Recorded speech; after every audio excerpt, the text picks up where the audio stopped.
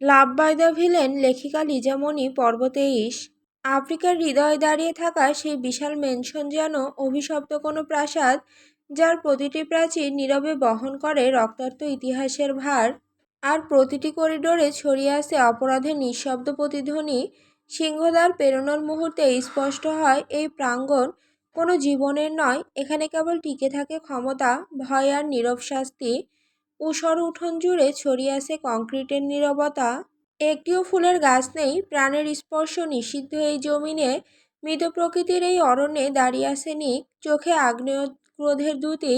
দেখেই বোঝা যাচ্ছে বুকের ভেতরে কোনো এক বিস্ফোরণ আটকে রেখেছে, কেবল সুযোগের অপেক্ষায়। তার পাশে নিরুত্তাপ অথচ অবিচল হয়ে দাঁড়িয়ে আছে অধিরাজ, চোখে অদৃশ্য শীতলতা আর ভয়। সামনে একটা ডার্ক স্টিলের চেয়ারে বসে আছে আরিশ, যার চোখের গভীরে জমে আছে নিঃসঙ্গতা, মুখে জমাট বাঁধা অনুতাপ। কপাল কুঁচকে একবার নিকের দিকে তাকায়। এই অচঞ্চল দৃশ্যের প্রহরী হয়ে দাঁড়িয়ে আছে একদল সশস্ত্র দেহরক্ষী, প্রতিটি যেন এক একটি মানবাকৃতির প্রাচীর। মুখে কোনো ভাবলেশ নেই, চোখে কেবল মৃত্যু সংকেত। তাদের চলনে নেই শব্দ, কিন্তু তাদের উপস্থিতি এক অদৃশ্য ভয়ের তরঙ্গ বইয়ে দেয় মেনশনের বাতাসে। এই স্থানের নিস্তব্ধতা এমন এক প্রগাঢ় স্তব্ধতা, যা শব্দের চেয়েও বেশি কর্কশ। সময় এখানে থমকে গেছে কোনো এক রক্তাক্ত মুহূর্তের জন্য। এখানে ভালো মন্দের লেশমাত্র নেই, কেবল এক অনিবার্য হিসাব নিকাশের প্রতীক্ষা, যেখানে জীবন ও মৃত্যু এক সূক্ষ্ম সীমানায় দাঁড়িয়ে মুখোমুখি তাকিয়ে থাকে। আরিশ সামান্য গলা খাকারি দিয়ে বলে, এখনো কেন রেগে আছিস ভাই? তুই তো সময় মতো ডক্টর ইসাবেলাকে পেয়েছিস। তোর কথা অনুযায়ী সারা রাত সজাগ ছিলাম, টর্চার সেলেও যায়নি, একবারের জন্য রক্ত নিয়ে উল্লাস করিনি, সামান্য ওয়াইনও খাইনি। তোর জন্য এত স্যাক্রিফাইস করলাম, অথচ এখন চোখ দিয়ে ভস্ম করে দিচ্ছিস। ভয় পাচ্ছি বাল, চোখ নামা। নিক দাঁত পিষে প্রগাঢ় ক্ষুব্ধতা নিয়ে আরিশের দিকে তাকায়। আরিশ কৃত্রিম হাসি ফুটিয়ে মিনমিন করে বলে, ওকে জ্বালাবো না আর। আগে বল, অ্যানির সাথে কি করেছিস? আবারও জ্বলন্ত কয়লার উপর হাঁটিয়েছিস নাকি? আরিশের তির্যক দৃষ্টি নিক গৃহপ্রাদেশ নাড়িয়ে ওয়াইনে চুমুক দেয়, এরপর চারপাশে এক পলক তাকিয়ে শান্ত কণ্ঠে বলে, ইন্টিমেট হয়েছিলাম। অধীরা চোখ বড় বড় করে ফেলে, কিছু একটা ভেবে ভয়ে ঢোক গেলে। আরিশ নিচের ঠোঁট কামড়ে ধরে ঘন ঘন নিঃশ্বাস টানে, বুকের ভেতর চিনচিন ব্যথা অনুভব হচ্ছে। নিজের সুপ্ত অনুভূতিটাকে চাপা দিয়ে স্বাভাবিক গলায় বলে, বেঁচে আছে মেয়েটা? নিক বিরক্ত হয় প্রচুর, রাগ দেখিয়ে বলে, আমি বাঘ নাকি ভাল্লুক, বেঁচে থাকবে না কিসের জন্য? আরিশ চোখের পাতা নাড়ায়, ওয়াইনে একই ভঙ্গিতে চুমুক দিয়ে বলে, সেটা আমাদের থেকে ভালো আর কেউ জানে না। নির্ঘাত মেয়েটাকে রক্তাক্ত করে ফেলেছিস। নিক গম্ভীর কণ্ঠে বলে, স্বাভাবিক। নিক জেব্রানের ব্যক্তিগত জিনিস হতে গেলে এটুকু আঘাত সহ্য করতে হবে, সামনে আরও অনেক কিছুর মোকাবেলা করতে হবে। দুর্বল নারী হলে কখনো টিকবে না। আরিশ সামান্য ভয় নিয়ে বলে, একটু দেখা করতে পারি? ট্রাস্ট মি, তোর বইয়ের মুখের দিকে তাকাবো না, মেয়েটাকে একটু দেখেই চলে আসবো। নিক ঈগল দৃষ্টিতে তাকায় আরিশের দিকে, চোখ থেকে যেন রক্ত ঝরছে। চারপাশে গার্ড বিধায় আক্রমণ করেনি, না হলে একটা আক্রমণের শিকার সে বর্তমানে হতো। নিকের চোখের ভাষা বুঝতে আরিশের অসুবিধে হয়নি। অধরে হাসি ফুটিয়ে হাসার চেষ্টা করে বলে, এমনি বলেছি। তোর বউ আমি কেন দেখতে যাব? দুনিয়া উল্টে যাক, তবুও তোর বউয়ের দিকে তাকাবো না। তবুও রেগে যাস না। নিক কিছুটা শান্ত হয়ে নিঃশ্বাস টানে, গম্ভীরতা টেনে বাঁকা হেসে বলে, শুধু তুই নয়, আর কেউ এই মেয়েকে দেখতে পারবে না। যেদিন ওকে আমার বন্দিনী করেছিলাম, সেদিন থেকে ওর বাহিরের জগৎ নিষিদ্ধ হয়ে গেছে। চার দেওয়ালের ভিতরে হবে ওর জীবন, আমি ছাড়া কেউ দেখতে পারবে না। আমাকে দেখে আজীবন সময় পার করবে। আরিশ গম্ভীরতা টেনে বলে, মুক্ত আকাশে উড়ে বেড়ানো পাখিকে হুট করে তুই বন্দি করেছিস নিক। বাহিরের আলো বাতাস না দেখলে মেয়েটা মানসিক রোগীতে পরিণত হবে। নিক সাবলীল উত্তর দেয়, হবে না। এতটা বিশ্বাস? তোদের চিন্তা না করলেও চলবে। আমি তাকে বন্দি করিনি, বরং সে আমার বন্দিনী হয়েছে। সেদিন উচিত হয়নি আমার সামনে আসা, এরপরও এসেছে। আরিশ ফুঁস করে নিঃশ্বাস টেনে বলে, আমার ঘাড়ে যে ঝামেলা দিয়েছিস সেটাকে কি করব? একদিনে আমাকে জ্বালিয়ে মেরেছে, জানা নেই কতক্ষণ কন্ট্রোল করতে পারবো। নিক ভ্রুকুচকে বলে, কাল মেয়ে গিয়েছে আর আজই নিজেকে কন্ট্রোল করতে পারছিস না? আরিশ অবাক হয়ে বলে, তুই কোন কন্ট্রোলের কথা বলছিস? নিক বিরক্তিতে বলে, তুই যা বলেছিস, I didn't know your machine was this সেই কি বিপর। আরিশ চোয়াল শক্ত করে ফেলে, দাঁত পিষে বলে, চুপ থাক শালা, এমন কিছু ইঙ্গিত করিনি, রাগে কন্ট্রোলের কথা বলেছি। বেশি তিরিং বিরিং করলে ট্রাস্ট মি নিক, গলা চেপে ধরবো। নিক গম্ভীরতা টেনে বলে, বর্তমানে সে তোর আন্ডারে আছে, এখন তুই কি করবি সেটা তোর ব্যাপার। এরপর অধিরাজের দিকে দৃষ্টি ঘুরিয়ে বলে, আমার শ্যাডো কোথায়? অধিরাজ সামনের দিকে ইশারা দিয়ে বলে, সামনে বেঁধে রেখেছি বস। নিক হাত দিয়ে ইশারা করে বলে, নিয়ে আসো আমার কাছে, কাল থেকে দেখিনি। অধিরাজ আদেশের মতো এগিয়ে যায়। সেখানে গিয়ে চোখ বড় বড় করে ফেলে। ভয়ে সামান্য ঢোক গেলে নির্ঘাত এখন তার গর্দান যাবে এই অপরাধে। অধিরাজ শ্যাডোর দিকে তাকিয়ে বলে, ভাই শ্যাডো, আর কিছু করতে হবে না, চলে আয় আমার সাথে। শ্যাডোর কোনো হেলদোল নেই, সে নিজের কাজে ব্যস্ত। অধিরাজ বিরক্তি নিয়ে বলে, কুকুর হয়ে ভার্জিনিটি শেষ করে ফেলছে, অথচ আমি এখনো পারিনি। অধিরাজ শ্যাডোর দিকে এক পলক তাকিয়ে পুনরায় নিক আর আরিশের কাছে যায়। অধিরাজকে খালি হাতে ফিরতে দেখে নিক কপাল কুঁচকে বলে, হোয়াট? অধিরাজ মিনমিনিয়ে বলে, স্যার, একটা সর্বনাশ হয়ে গিয়েছে। নিক সাথে সাথে বসা থেকে দাঁড়িয়ে যায়। অধিরাজের দিকে তাকিয়ে গর্জে ওঠে, যদি ওর কিছু হয় তাহলে আমি তোকে খুন করব। নিক আর দাঁড়ায় না, আরিশ ভ্রু নাচিয়ে তাকায় অধিরাজের দিকে। অধিরাজ অসহায় মুখ করে বলে, গেলেই দেখতে পারবেন স্যার। ফোয়ারার কাছে তিনজন যায়, সামনে তাকাতেই আরিশ হতভম্ব হয়ে যায়। নিক ঠোঁট কামড়ে দাঁড়িয়ে আছে। শ্যাডো একটা মেয়ে কুকুরের সাথে সঙ্গমে লিপ্ত হয়ে আছে। আরিশ কোনো রকম নিজের হাসিটাকে আটকে রেখেছে। নিকের দিকে তাকিয়ে বলে, মালিক করেছে রাতে আর শিষ্য করছে দিনে, কি মিল তোদের ভাই? নিক রেগে তাকায় আরিশের দিকে, চোয়াল শক্ত করে বলে, এখানে বেঁধেছিস কেন? অধিরাজ আমতা আমতা করে বলে, যখন বেঁধেছি তখন এটা ছিল না, সত্যি কথা বলছি বস, জানি না কোথা থেকে চলে আসলো। আরিশ অধৈর্য হয়ে শ্যাডোর দিকে তাকিয়ে বলে, চলে আয় গ্যাংস্টার বসের শিষ্য, মেরে ফেলবি না হলে বেচারিকে। নিক প্রচুর বিরক্ত হয়, এমন এক মুহূর্তে দাঁড়িয়ে আছে, ইচ্ছে করছে সামনে দুইটাকে ইচ্ছে মতো কিছুক্ষণ পিটাতে। আরিশ গলা খাকারি দিয়ে বলে, এতে রেগে যাওয়ার কি আছে নিক? প্রতিটা জীবেরই এক জৈবিক চাহিদা থাকে। এতদিন শ্যাডোকে আটকে রেখেছিস, আজ সামনে কাউকে পেয়েছে, এমনি সিনারি শুরু করেছে। তোর শিষ্য ভাই, তোর মতো হওয়া স্বাভাবিক। নিক চোয়াল শক্ত করে ধমকে ওঠে, জাস্ট শাট আপ ইডিয়েট, দ্রুত আলাদা কর এদের। আমি চাই না আমার শ্যাডোর মতো দ্বিতীয় কেউ হোক। পুরো পৃথিবীতে সে একজনেই আছে। আরিশ বোকার মতো তাকিয়ে বলে, দ্বিতীয় কেউ মানে? নিক সামনে এগিয়ে যেতে যেতে বলে, প্রজনন ঘটে যাবে। অধিরাজের মস্তিষ্কে এতক্ষণ নড়ে ওঠে, সে তো এটা ভুলেই গিয়েছিল। নিক সবসময় শ্যাডোকে আলাদা করে রাখতো, ভুলেও অন্য কোনো কুকুরের সাথে মিশতে দেয় না। আর শ্যাডো সাধারণ কুকুর নয়, সে একা হাজার জন লোকের দেহ ছিঁড়ে খেয়েছে গ্যাংস্টার বসের এক ইশারাতে। তাকে তিলে তিলে তৈরি করা হয়েছে হিংস্র হায়না রূপে। তীক্ষ্ণ শিকারীর মতো তার ঘোলাটে দুইটা চোখ। অধিরাজের হুঁশ ফিরে নিকের গম্ভীর কর্কশ আওয়াজে, শ্যাডো কাম, ছেড়ে আসো এটাকে, কুকুরটা মরে যাচ্ছে। গ্যাংস্টার বসের এই সামান্য বাক্যে কী ছিল জানা নেই। একটা প্রাণী এই বাক্যে মাথা নত করে ফেলে। নিকের আদেশ মতো থেমে যায়, শান্ত দৃষ্টি নিক্ষেপ করে তার গরুর দিকে। নিক মাটিতে পড়ে থাকা অর্ধমৃত কুকুরটির দিকে তাকায়। এরপর একজন গার্ডকে ইশারা করে বলে, বাহিরে রেখে আসো এটাকে। দুইজন গার্ড সম্মতি জানিয়ে আদেশ অনুসারে কুকুরটাকে সরিয়ে নিয়ে যায়। শ্যাডো একদম নিকের শরীর ঘেঁষে দাঁড়ায়। আরিশ মুখ বাঁকায় সেদিকে তাকিয়ে কপাল কুঁচকে বলে, রাস্তাঘাটে মেয়ে দেখে ইজ্জত লুটে নিয়েছিস, তোর ক্যারেক্টার এত খারাপ কেন? অধিরাজ অবাক হয়ে তাকায় আরিশের দিকে, স্যার, এটা কুকুর। আরিশ ধমকে ওঠে, কি হয়েছে তাতে? নিজেকে সামলাতে না পেরে তো ঠিকই চলে গেল। শ্যাডো কথার মানে বুঝলো না। আরিশের দিকে তাকিয়ে উচ্চস্বরে ঘেউ ঘেউ করে ওঠে। আরিশ নিকের দিকে তাকিয়ে বলে, তোর কুকুরকে চেঁচাতে না কর, ফরজ গোসল করিয়ে পবিত্র করিয়ে আন দ্রুত। নিক ভ্রু নাচিয়ে তাকায় আরিশের দিকে, রেগে বলে, কুকুর কাকে বলছিস? আরিশ সহজভাবে বলে, শ্যাডোকে। নিক রেগে চোয়াল শক্ত করে ফেলে, কুকুর নয় সে।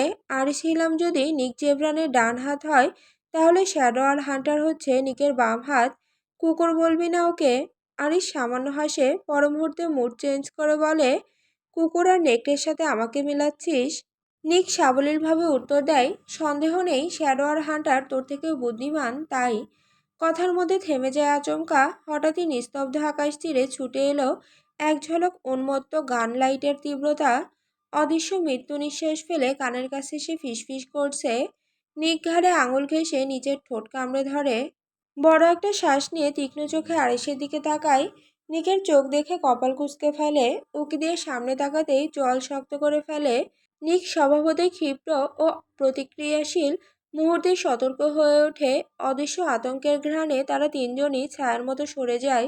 গুলি ঝাঁকে ঝাঁকে ছুটে আসে, তাদের শরীরকে এড়িয়ে গুলি ছিন্নবিচ্ছিন্ন করে দেয় দূরের নির্জন একটা অংশকে। তবে আচমকা একটিমাত্র বুলেট ছিন্ন করে নিকের ডান হাতের মাংস। তপ্ত লোহিত রক্ত ছিটকে পড়ে মেঝেতে, লাল রক্ত ভেসে যায় টগবগে প্রতিশোধের আগুনে ঘোলা। ব্যথায় নিকের মুখমণ্ডলে ফুটে ওঠে এক অন্ধকার রূপান্তর। সে ধীরে নিজেকে ধাতস্থ করে নেয়, এরপর অব্যর্থ ঘূর্ণিতে ঘুরে তাকায় পেছনে। তার ধূসর চোখ দুইটা জ্বলছে নিরুদ্দেশ জঙ্গলের মতো অদ্ভুত নিস্পন্দন। যেন চোখ নয়, দুইটি অতল গহ্বর, নির্দেশহীন, ভয়ানক, নীরব, প্রতিশোধে পূর্ণ। চারপাশ হঠাৎ স্থবির হয়ে যায়, নিঃশব্দ আতঙ্ক ঘিরে ধরে পরিবেশকে। বাতাস ভারী হয়ে ওঠে তাজা রক্তের গন্ধে। আরিশনিকের বাহু চেপে ধরে, তাজা রক্ত গড়িয়ে পড়ছে। পরনের শার্টটা দ্রুততার সাথে খুলে ফেলে, এরপর ক্ষতস্থানে বেঁধে দেয় রক্ত বন্ধ হওয়ার জন্য। আরিশের এমন অধৈর্য ব্যবহার দেখে নিক অদ্ভুতভাবে নিঃশব্দে হাসে। অধিরাজ রিভলভার নিয়ে অনেক আগে আগন্তুকের উদ্দেশ্যে চলে গিয়েছে। মেনশনের পিছনে একটা অনেক বড় গাছ আছে, সেই গাছের উপর থেকে গুলিবিদ্ধ করা হয়েছে। লোকটা নামার আগে গ্যাংস্টার বসের দেহরক্ষীর সম্মুখীন হয়ে পড়ে। আরিশ নিকের হাত ধরে বসাতে চায়, নিক বিরক্তিতে না করে দেয়। আরিশ রাগ দেখিয়ে বলে, পুরো দুনিয়ার সামনে গ্যাংস্টার বস হলেও আমার সামনে অন্তত হতে আসিস না। তোকে বসতে বলেছি, দ্রুত বসে পড়। এখন ড্রেসিং না করালে রক্তক্ষরণ হবে প্রচুর। নিক হাত ছিটকে বলে, জন্য এইসবের একটু পর এমনিতেই বন্ধ হয়ে যাবে। আরিশ তপ্ত শ্বাস ফেলে নিকের দিকে তাকিয়ে গম্ভীর স্বরে বলে, প্রস্তাবই কিন্তু পরে, মানে? আরিশ চেয়ারে বসে বলে, তুই যদি ভুলে গুরুতর অসুস্থ হয়ে পড়িস তাহলে কিন্তু এনে পালানোর সুযোগ পেয়ে যাবে। আর তাছাড়া কায়াত, ইগোর আর অন্যান্যদের সাথে লড়াই করবে কে? সমস্ত গার্ডদের মেরে অ্যানিকে তুলে নিয়ে যাবে। তুই উইক থাকলে তাদের বিরুদ্ধে লড়াই করতে পারবি না। আরিশ কথাটা শেষ করে চোরা চোখে নিকের দিকে তাকায়। নিক গম্ভীরতা নিয়ে দাঁড়িয়ে আছে। আরিশ আরও কিছু বলবে তার আগে নিক অধৈর্য হয়ে বলে, যা করবি দ্রুত কর। আরিশ ঠোঁট বাঁকিয়ে হাসে। গ্যাংস্টার বসের শরীরে আজকাল মেডিসিন থেকে এনি নামক মেডিসিন বেশি কাজ করছে। শার্ট খুলে ক্ষতস্থান ভালোভাবে চেক করে, এরপর প্রয়োজনই যা যা দরকার সব কিছু ধীরে ধীরে করতে থাকে। রক্তাক্ত হাতে ব্যথার ঘূর্ণি নিয়ে গ্যাংস্টার বস বিশাল চেয়ারে হেলান দিয়ে বসে আছেন, কিন্তু চোখ দুটো যেন আগুনের মতো জ্বলছে। বর্তমানে দৃষ্টি দিয়ে ছিন্ন ভিন্ন করে দিতে পারতেন গোটা পৃথিবী। তার থোকা থোকার কালো রক্ত ভেজা জামা নিঃশব্দে ঘোষণা করছে আর একটা রক্তপাত ঘটিবে, তাও বিকৃতভাবে। ধুলিমাখা মেঝের ওপর কর্কশ কাঁধে হাত রাখা দুই দেহরক্ষী ও অধিরাজ এক বিকৃত প্রাণ অপরাধীকে টেনে হিঁচড়ে নিয়ে এলো। গায়ে রক্ত মাখামাখি, মুখে থ্যাতলানো চিহ্ন, চোখে নিঃশেষিত আতঙ্ক। নিক আর আরিশের সামনে এসে ছুঁড়ে ফেলা হলো তাকে। একটি মলিন পুতুলের মতো হয়ে আছে, যার মেরুদণ্ড আর প্রতিরোধ দুটো একসাথে ভেঙে গেছে। পুরো জায়গায় নেমে এলো অদ্ভুত এক স্তব্ধতা। শব্দ নেই একটু। সবাই নিশ্চুপ হয়ে দাঁড়িয়ে আছে, কেবল বাতাসের মধ্যে ধ্বনিত হচ্ছে প্রতিশোধের অনুচ্চারিত সংলাপ। গ্যাংস্টার বস আস্তে করে উঠে দাঁড়ালেন, ভারী বুটের শব্দ বাতাসে ধাক্কা খেয়ে ফিরে আসছে। নিক সামনে এগিয়ে আসে, মুখ একদম শীতল, ঠান্ডা গলায় বলে, মারতে এসেছিলি? লোকটা কেঁপে উঠল, তার চোখ এখন অনুনয়ে ক্লান্ত, ঠোঁট কাঁপছে ভীষণভাবে, গলা শুকিয়ে গেছে, আত্মা যেন গলে ঝরে পড়ছে। কিন্তু নিক থামেনি, ধীরে ধীরে হাত তুললেন একটা ধাতব জিনিস, একটা হ্যান্ডগান তুললেন মেঝে থেকে, যেটায় তারই রক্ত লেগে আছে। সেই রক্তমাখা বন্দুকটা লোকটার কপালের কাছে এনে ঠেকালেন। জীবনের সবথেকে বড় ভুল করেছিস। কে পাঠিয়েছে তোকে? নিক ফিসফিস করে কথাটা বলে, কিন্তু সেই স্বরেই যেন বজ্রপাত ঘটে। লোকটা এখন কাঁদছে শব্দহীনভাবে, মুখের পেশি কাঁপছে অস্বাভাবিকভাবে, শরীরের সমস্ত অহংকার গলে গিয়ে এক টুকরো ময়লার মতো মাটিতে পড়ে আছে। নিকের হিংস্রতা নিয়ে গর্জে ওঠে, শালা মাদারফাক, বলছিস না কেন? লোকটা কেঁপে ওঠে, কান্না করে দিয়ে বলে, অনেকগুলো লোক ছিল, আমি কন্ট্রাক্ট কিলার। 20 কোটি টাকা দেওয়া হয়েছে আমাকে, তারা নাকি একটা মেয়েকে পছন্দ করে। আপনি আটকে রেখেছেন, পুরো বাড়িতে নিরাপত্তা তারা আক্রমণ করতে পারছে না, বলেছে আপনাদের হাতের কাছে পেলে বুলেট দিয়ে ঝাঁঝরা করে ফেলতে। সেটাই করতে যাচ্ছিলাম, কিন্তু তার আগে আপনারা বুঝে সরে যান। নিক কিছুক্ষণ ঠোঁট কামড়ে রাখে। আরিশ চোয়াল শক্ত করে কয়েকটা বৃষ্টি গালি দেয়। নিক পাগলের মতো এদিক সেদিক তাকায়, ডান হাত দিয়ে একটা রড তুলে নেয়। এরপর লোকটা বুঝে ওঠার আগেই বাম চোখে ঢুকিয়ে দেয়। লোকটা চেঁচিয়ে ওঠে ব্যথায়। পাখিগুলো স্তব্ধ হয়ে আকাশ থেকে উড়ে যায়। গ্যাংস্টার বসের ক্রোধে মুখ লাল হয়ে গিয়েছে, চিবুক শক্ত করে রেখেছে। লোকটা চেঁচানোতে রাগের জিহ্বা টেনে ধরে ছুরি দিয়ে কেটে ফেলে। লোকটার রক্তে পুরো মেঝে লাল হয়ে গিয়েছে। লোকটা পাগলের মতো বিলাপ করে যাচ্ছে। নিক ঠোঁট কামড়ে ধরে অপর চোখে রড ঢুকিয়ে দেয়। রক্ত গিয়ে তার শরীরে ছিটকে পড়ে। লোকটা চোখে ধরে কাতরাতে থাকে, পাগলের মতো জিহ্বা ছাড়া শব্দ করে যাচ্ছে। নিক একটা হাতুড়ি নেয়, এরপর অনেকগুলো জ্বলন্ত শিক তুলে নেয়। জ্বলন্ত শিকগুলো লোকটা ডান হাতে দাবাতে থাকে। লোকটার ছটফটানিতে নিক পৈশাসিকভাবে হাসে। দুই হাতে জ্বলন্ত শিক ঢুকিয়ে একটা তার হাতে নেয়, যেখানে অসংখ্য ব্লেড বসানো। আরিশ শান্ত দৃষ্টিতে তাকায়। নিক দয়ামায়াহীনভাবে তারটা লোকটার গলার মাঝ বরাবর বসায়। মুহূর্তেই মাথাটা দেহ থেকে ছিন্ন হয়ে যায়। কণ্ঠনালী থেকে ঘের ঘের শব্দ আসছে ভয়ানকভাবে। নিকের পুরো শরীর রক্তে লাল হয়ে গিয়েছে। নিক চোখ দিয়ে গার্ডদের ইশারা দিয়ে বলে, টর্চার সেলে নিয়ে যা। নিক রুমে প্রবেশ করে। হাতের ক্ষতটা আরও টান টান হয়ে ওঠে। তীব্র যন্ত্রণায় বিরক্ত হয়ে ওঠে। চোখ যায় বিছানার উপর। কাউকে দেখতে না পেয়ে রাগে ফেটে পড়ে। ডিভানে কাউকে দেখে মনটা শান্ত হয়ে আসে। শান্ত চোখে তাকায় ডিভানে শুয়ে থাকা 18 বছরের রমণীর দিকে, যার সৌন্দর্যে পাগল হয়ে কুকুরের মতো অবস্থা করে রেখেছে 18 জন মাফিয়ারা। আর তাদের সাথে প্রতিনিয়ত যুদ্ধ করে যাচ্ছে গ্যাংস্টার বস, যাদের সাথে একসময় বন্ধুত্ব ছিল, আজ তারা সব থেকে বড় শত্রু। যারা একসময় জীবন বাঁচানোর জন্য এগিয়ে আসতো, তারা আজ এই রমণীকে পাওয়ার লালসায় আক্রমণ করছে। কি সাংঘাতিক এই রমণী! পুরো মাফিয়া রাজ্যকে পরিবর্তন করে ফেলেছে, বন্ধুদের শত্রুতে পরিণত করেছে। নিক গম্ভীরতা নিয়ে এগিয়ে যায়। ডিভানের একপাশে বসে চোখ খিচে ফেলে। রাগ আর বিরক্তি নিয়ে একটানে ব্যান্ডেজ খুলে ফেলে। সাথে সাথে তরল রক্ত গড়িয়ে পড়তে থাকে। নিকের সেদিকে কোনো হেলদোল নেই। চোখ বন্ধ করে হেলান দিয়ে বসে। হাত থেকে তরল রক্ত পড়ছে। অ্যানি পাশে কারোর অস্তিত্ব অনুভব করে আচমকা চোখ মেলে তাকায়। নিককে দেখতে পেয়ে দ্রুত উঠে বসে। এরপর অধৈর্য হয়ে বলে, সব মেডিসিন দিয়েছেন, পিল দেননি কেন? নিক চোখ খোলে। নিকের চোখ দুইটা কেমন লাল হয়ে আছে। অ্যানি চোখ দেখে ভরকে যায়। নিক গম্ভীর দৃষ্টি রেখে বলে, পিল কি? অ্যানি হতভম্ব হয়ে যায় এমন প্রশ্নে। কপাট রাগ দেখিয়ে বলে, হজম শক্তির মেডিসিন। আমার খাবার হজম হচ্ছে না, তাই আপাতত খেতে যাচ্ছি। নিক শান্ত কণ্ঠে বলে, খেতে হবে না এইসব। কিন্তু আমি খেতে চাচ্ছি। সকাল থেকে আপনার অপেক্ষায় ছিলাম। চারিদিকে তালাবদ্ধ, কারোর কাছ থেকে নেওয়ারও সুযোগ নেই। আমাকে মেডিসিন দিন। আচমকা নিক ধমকে ওঠে, বললাম না খেতে হবে না। নিকের এমন ভয়ানক ধমকে নি কেঁপে ওঠে, কান্না করে ওঠে মেয়েটা। জ্বরে এমনিতেই পুরো দিন ধরে নাস্তানাবুদ অবস্থা। মেডিসিনের ফলে ব্যথা কমলেও শরীর ম্যাজম্যাজ করছে, অস্থির লাগছে ভিতরে। কান্না আটকে ভাঙা গলায় বলে, আমি মেডিসিন চাই। নিক রাগ নিয়ন্ত্রণ করে। শক্ত হাত দুইটা দিয়ে অ্যানি দুর্বল শরীরটা নিজের কাছে নিয়ে আসে। এরপর কাটা ঠোঁটে শক্ত করে চুমু খেয়ে বলে, খেতে হবে না এইসব বালছাল। অ্যানির শরীর ঘৃণায় ছটফট করে ওঠে। নিকের স্পর্শ যেন বিষাক্ত কাটার মতো গিয়ে ক্ষত করে। কেন খাবো না? নিক ঠান্ডা কণ্ঠে বলে, এখানে এইসব মেডিসিন পাওয়া যায় না। অ্যানি অবাক হয়ে বলে, মানে? নিক গৃবাদেশ নাড়িয়ে বলে, তোমার চাওয়া মেডিসিন এখানে পাওয়া যায় না, এইসব এখানে তৈরি হয় না। তাহলে দম্পতি কি খায়? খেতে হবে কেন? অ্যানি চোয়াল শক্ত করে ফেলে। খেতে হবে কেন মানে? পুরো দেশ তাহলে বাচ্চা দিয়ে পূরণ হয়ে যাবে। নিক ঠোঁট কামড়ে হাসলো। আজ কেন জানি কোনো রাগ হচ্ছে না, আঘাত করতে ইচ্ছে করছে না। অ্যানি কিছু বলতে গিয়েও থেমে যায়। নিকের রক্তাক্ত হাত দেখে আঁতকে ওঠে। সাহায্য করতে গিয়েও থেমে যায়। নিকের প্রতি ঠিক এতটা ঘৃণা জমেছে যে মৃত্যুর যন্ত্রণার কাতরালেও হয়তো মুখে পানি দিবে না। অ্যানি ক্ষতটার দিকে এক পলক তাকিয়ে চোখ সরিয়ে ফেলে। শক্ত গলায় বলে, আপনার হাত থেকে রক্ত পড়ছে। নিক চোখ বন্ধ করে বলে, পড়তে দাও। অতিরিক্ত ব্লিডিং হলে সমস্যায় ভুগবেন। ভুগতে দাও। নিকের এমন শান্ত স্বর অ্যানির কপাল কুঁচকে আসে। তাচ্ছিল্য হেসে বলে, গ্যাংস্টার বসের এমন রূপ ঠিক হজম হচ্ছে না। নিক চোখ খোলে, এরপর অ্যানির দুই বাহু শক্ত করে চেপে ধরে নিজের কাছে নিয়ে আসে। অ্যানির শার্ট উন্মুক্ত করে মেয়েধীন কোমরে আঙুল বোলাতে থাকে। অ্যানি কেঁপে ওঠে, চোখ বন্ধ করে নিঃশ্বাস টানে। চোখ থেকে পানি পড়তে থাকে। গ্রহণ করতে পারে না এই স্পর্শ। নিক অ্যানির চোখে চোখ রাখে।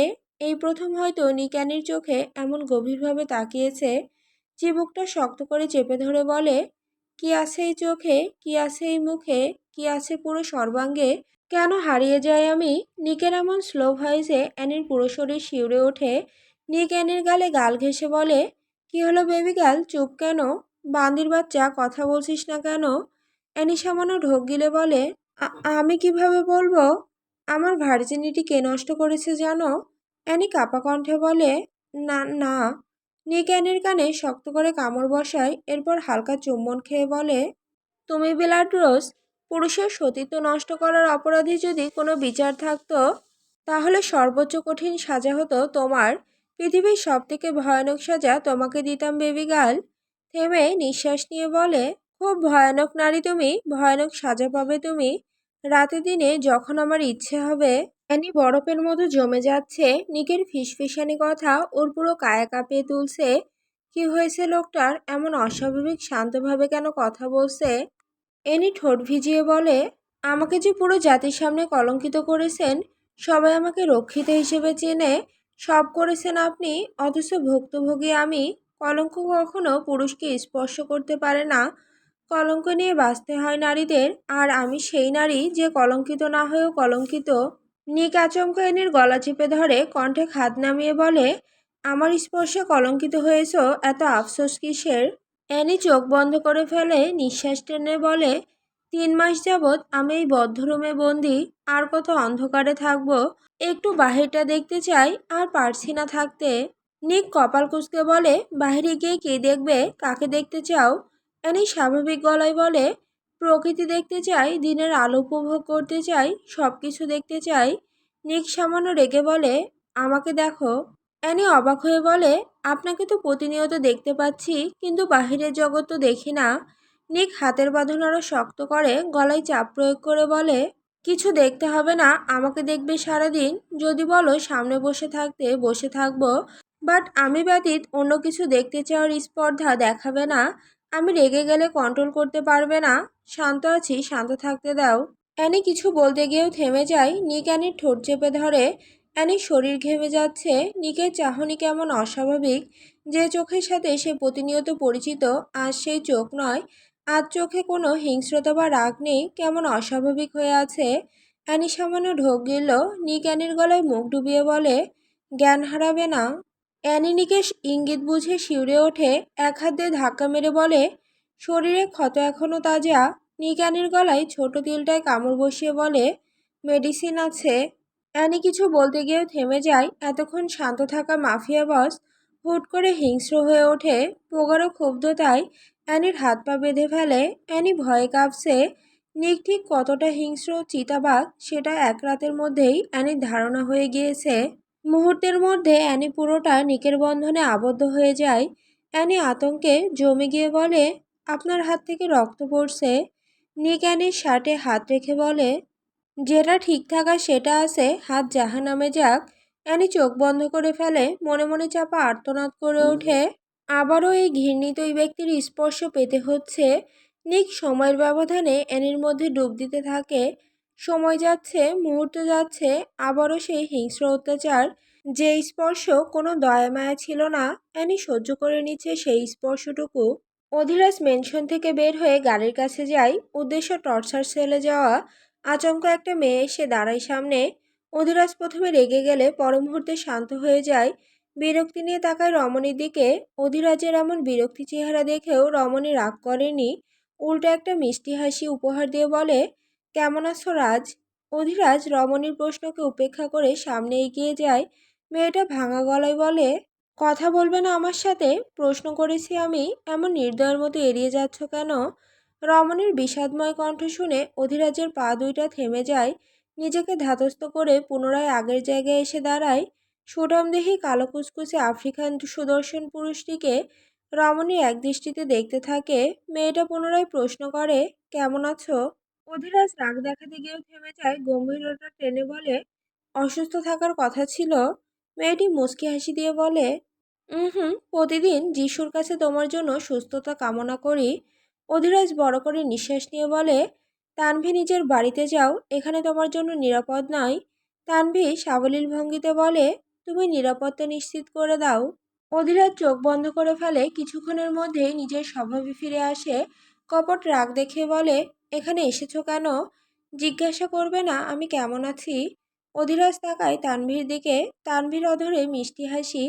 তানভীর ঠোঁটের দিকে কিছুক্ষণ তাকিয়ে পর মুহূর্তেই দৃষ্টি সংযত করে ফেলে। শক্ত গলায় বলে, না। কেন করবে না?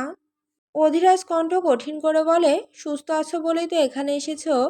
বাহ্যিক দিকটায় দেখলে অভ্যন্তরীণ ব্যথা দেখতে পাচ্ছ। অধিরাজ সামনে এগিয়ে গিয়ে বলে, এইসব দেখার প্রয়োজন নেই আমার। তানভি এতক্ষণ শান্ত থাকলেও এখন অশান্ত হয়ে পড়ে। অধিরাজের ব্যবহারে প্রচণ্ড কষ্ট পায়। সামান্য জেদ দেখিয়ে দ্রুত এগিয়ে যায় অধিরাজের পেছন পেছন। অধিরাজ গাড়িতে উঠতে যাবে এমন সময় তানভি সামনে দাঁড়িয়ে যায়। তানভি হুট করে আসাতে দুই পা পিছিয়ে যায়। রাগ দেখিয়ে চোয়াল শক্ত করে বলে, সমস্যা কি তোমার? এভাবে রাস্তা আটকাচ্ছ কেন? তানভি অধিরাজের চোখে চোখ রাখে, এরপর জেদি গলায় বলে, কথা বলছো না কেন আমার সাথে?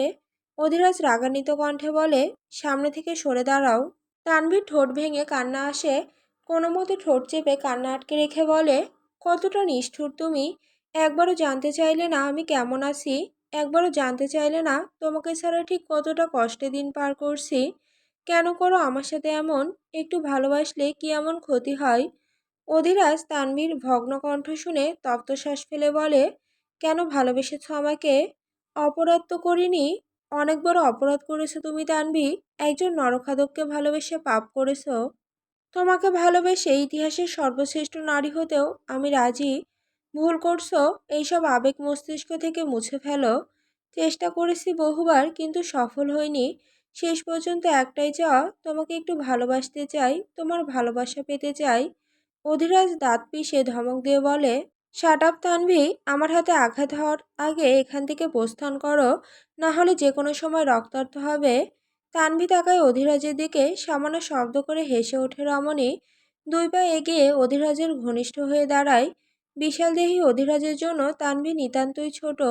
তানভীর নিঃশ্বাস গিয়ে ছড়িয়ে পড়ছে অধিরাজের বক্ষ গহ্বরে। তানভীর হাসি দেখে অধিরাজ কপাল কুঁচকে ফেলে। তানভি হাসি থামিয়ে বলে, হাজারবার রক্তাক্ত হতে রাজি আছি। পুরো শরীরটা তোমার নামে সমর্পণ করলাম। কি দিয়ে রক্তাক্ত করবে? করাত, ছুরি, চাপাতি নাকি রিভলভার? ইচ্ছে মতো যন্ত্র প্রয়োগ করতে পারো। হাসি মুখে তোমার চোখের দিকে তাকিয়ে থাকবো। বিনিময়ে তোমার ভালোবাসা চাই, দেবে তো? অধিরাজ বিরক্তির নিঃশ্বাস ছাড়ে, কণ্ঠটা নরম করে বলে, তানভি ধৈর্য হারাচ্ছি কিন্তু। তাহলে আঘাত করছো না কেন? চারপাশে অনেক গার্ড রয়েছে। কি হয়েছে তাতে? তাদের সামনে আঘাত করলে কি হবে? আমার সম্মান নষ্টের কথা ভাবছো? অধিরাজ নিজের নিয়ন্ত্রণ হারায়, রাগে কেঁপে ওঠে পুরো শরীর। তানভীকে ধাক্কা মেরে ফ্রন্ট সিটে ফেলে দেয়। আচমকা আক্রমণে তানভী নিজের ব্যালেন্স হারায়, মাথাটা গিয়ে স্টিয়ারিংয়ের সাথে আঘাত খায়। তবে আঘাত তীব্র হয়নি। রক্ত না আসলেও ব্যথায় নাক মুখ খিচে ফেলে। কিছু মুহূর্তের ব্যবধানে অধিরাজের শক্ত থাবার সম্মুখীন হয়। অধিরাজ তানভীর চিবুক চেপে ধরে শক্তভাবে। তানভীর চোখ দিয়ে পানি পড়ছে, অধরে মুচকি হাসি। অধিরাজ কিরমিরিয়ে বলে, কেন বারবার আসো আমার সামনে? এতটা বেহায়া কেন? তানভী দুই হাত দিয়ে অধিরাজের শার্ট শক্ত করে চেপে ধরে, এরপর একটানে নিজের মুখের কাছে নিয়ে আসে। চোখে চোখ রেখে বলে, একটু বেহায়া হতে চাই। অধিরাজ নিজের দৃষ্টি সরিয়ে বলে, আমি তোমাকে ভালোবাসি না, শুধু তুমি নয়, আমার জীবনে কোনো দুর্বলতা প্রবেশ করাবো না। আমার চোখে চোখ রাখো, আমাকে স্পর্শ করে বলো আমাকে ভালোবাসো না। তোমার মনে আমার জন্য কোনো স্থান নেই, বলো রাজ। অধিরাজ কিছু বলে না। তানভীর ওপর থেকে উঠতে উঠতে বলে, পাগলামি করে সময় নষ্ট করছো। তানভী সামান্য হাসে, এরপর আচমকা অধিরাজের ঘাড়ে হাত পেঁচিয়ে ধরে একটানে নিজের সম্মুখে নিয়ে আসে। অধিরাজ তাল সামলাতে না পেরে পুনরায় তানভীর সাথে আরও ঘনিষ্ঠ হয়ে যায়। সে কিছু ভাবার আগেই ঠোঁটে কারো নরম স্পর্শ অনুভব করে। অধিরাজ সামান্য ভালো লাগা নিয়ে চোখ বন্ধ করে ফেলে। তানভী চাতক পাখি নেয় অধিরাজের ঠোঁট দুইটা আঁকড়ে ধরে। আচমকা ঠোঁটের একপাশে কামড় দিয়ে দেয়। অধিরাজের কোনো হেলদোল নেই। তানভি থেকে নিজেকে সরিয়ে নিতে চায়, কিন্তু তানভি আরও শক্ত করে চেপে ধরে নিজের সাথে। এইবার অধিরাজের ধৈর্যের সমাপ্তি ঘটে। হিংস্রতা নিয়ে এক হাতে গলা চেপে ধরে ঠোঁটে চুমু খেতে থাকে। অধিরাজের আক্রমণে তানভি মুচকি হাসে। অধিরাজ একাধারে ঠোঁট কামড়ে যাচ্ছে, পর মুহূর্তে ছোট ছোট চুমুতে ভরিয়ে দেয়। অবাধ্য হাতের বিচরণ গভীর হতে থাকে। জামার ভিতরে টান দিতেই তানভি হাত শক্তভাবে চেপে ধরে। অধিরাজ কপাল কুঁচকে তাকায় তানভীর দিকে। তানভি এক হাতে অধিরাজকে সরিয়ে দেয় নিজের উপর থেকে। গাড়ি থেকে নেমে অধিরাজের হাতে শক্ত করে চুমু খেয়ে বলে, সব কিছুর সীমাবদ্ধতা প্রয়োজন, বিয়ে করো, সব পাবে। অধিরাজ তানভীর ঘাড় চেপে ধরে দাঁত পিষে বলে, সিরিয়াস কেন করেছিস? আমার সামান্য চুম্বনে সত্যি সিরিয়াস হয়েছেন? অন্য নারীরা কেন পারে না? আমার স্পর্শেই কেন সিরিয়াস হয়েছেন? অধিরাজ ছেড়ে দেয় তানভীকে। তানভী শান্ত কণ্ঠে বলে, কাল অপেক্ষা করব তোমার জন্য। সময় করে আমার সাথে একবার দেখা করবে, না হলে রাত হওয়ার সাথে সাথে আমার মরণের খবর শুনবে। ট্রাস্ট মি, সারাদিন অপেক্ষা করব, আর না আসলে নিজের জীবনটা ত্যাগ করে দিব। খুব ভালো করে জানো আমি যা বলি তাই করি। আজ তাহলে আসি রাজ, সময় মতো চলে আসবে, কিন্তু আমি আগ্রহ নিয়ে অপেক্ষা করব। অধিরাজ স্তব্ধ হয়ে বসে। কি বলল মেয়েটা? মরণ দেখতে পারবো মানে? অধিরাজ রাগে হাত মুষ্টি করে ফেলে। কিছু বলার জন্য সামনে তাকাতে থেমে যায়। তানভীর কোনো অস্তিত্ব নেই। অধিরাজ ঠোঁট ভিজিয়ে ড্রাইভিং সিটে গিয়ে বসে। এরপর সিটে হেলান দিয়ে চোখ বন্ধ করে ফেলে। কপালে হাত দিয়ে নিজের ঠোঁটে হাত রাখে। কিছুক্ষণ আগের মুহূর্ত ভাবতেই ফিসফিস করে ওঠে। যতটা দূরে সরাতে চাইছি ঠিক ততটা কাছে চলে আসছে। প্রতিনিয়ত আমরা লড়াই করে বেঁচে আছি। এমন ভয়ানক জীবনে তোমাকে কিভাবে জড়াবো? অন্ধকারে বসে জেড দাবার গুটি নাড়াচ্ছে। ঠোঁটে পৈশাসিক হাসি, চোখ কেমন শান্ত। 12টা রক্তের গ্লাস, তাজা রক্তের গন্ধে চারপাশ মোমো করছে। 12টা গ্লাস রক্ত রাখা হয়েছে। কিছুক্ষণ আগে 7 বছরের একটা বাচ্চাকে মেরেছে। মাংসগুলো কুচি কুচি করে কেটে সিদ্ধ করতে দিয়েছে। গ্যাসের শব্দে জেড ঠোঁট নাড়ায়। উন্মুক্তভাবে দাবার গুটি সরিয়ে বলে, সিদ্ধ হয়ে গিয়েছে। জেড ধীর পেয়ে চলে যায় কিচেনের দিকে। সিদ্ধ মাংসের গন্ধ নাকে এসে স্পর্শ করে যায়। জেড কুকুরের মতো জিহ্বা বের করে নিঃশ্বাস টানে।